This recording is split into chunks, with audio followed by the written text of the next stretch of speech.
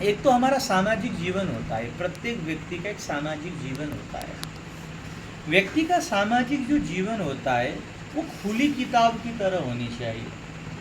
मतलब कोई भी आपको पढ़े, आप जैसे बाहर से हैं ऐसे आप अंदर से भी हैं। एक नंबर बात, सामाजिक जीवन व्यक्ति का टेबल पर रखी हुई किताब की तरह होनी चाहिए, कोई भी व्यक्ति उसे पढ़ ले।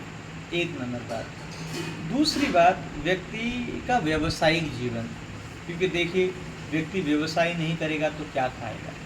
ईश्वर ये नहीं कहते कि तुम कर्म ही करना छोड़ दो, ईश्वर कहते हैं कर्मण्येवाधिकारस्ते मां फलेषु कदाचन।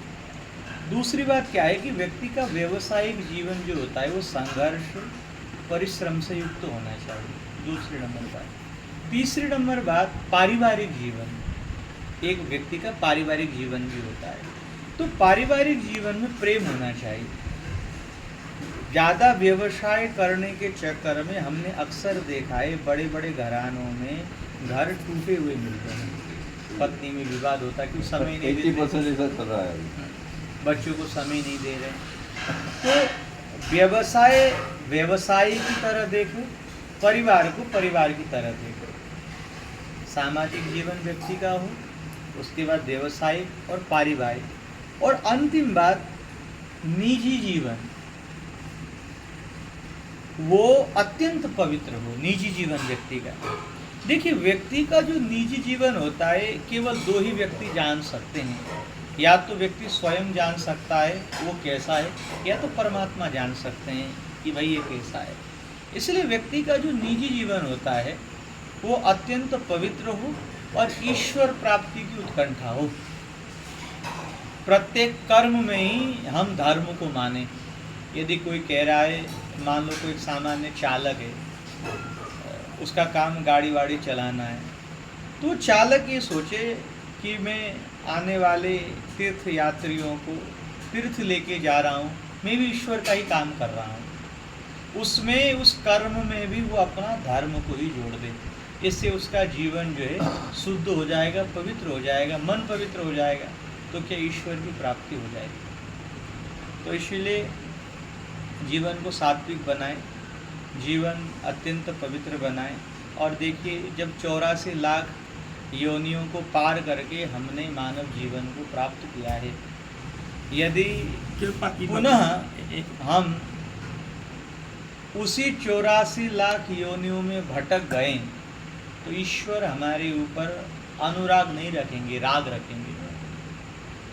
मैं अक्सर एक बात, जब मैं कथा करने जाता हूँ तो अक्सर एक बात मैं कहता हूँ, जब हम इस संसार को छोड़कर भगवान के पास जाएंगे ना, तो भगवान हमसे एक बात पूछेंगे, बेटा ये बताओ, मैंने तुम्हारे लिए बहुत कुछ किया है, तुमने मेरे लिए क्या किया है।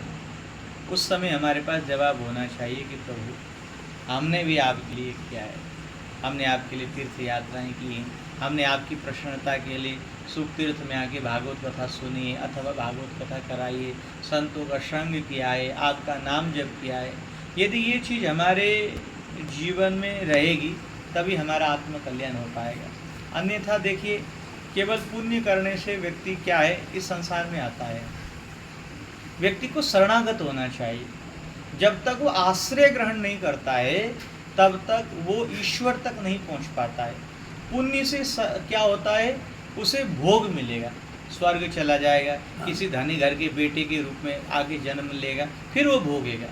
तब ईश्वर के प्रति परम अनुराग उत्पन्न व्यक्ति नहीं करेगा और अपने आप को समर्पण नहीं करेगा, तब तक जो है वो ईश्वर तक नहीं पहुंच पाएगा।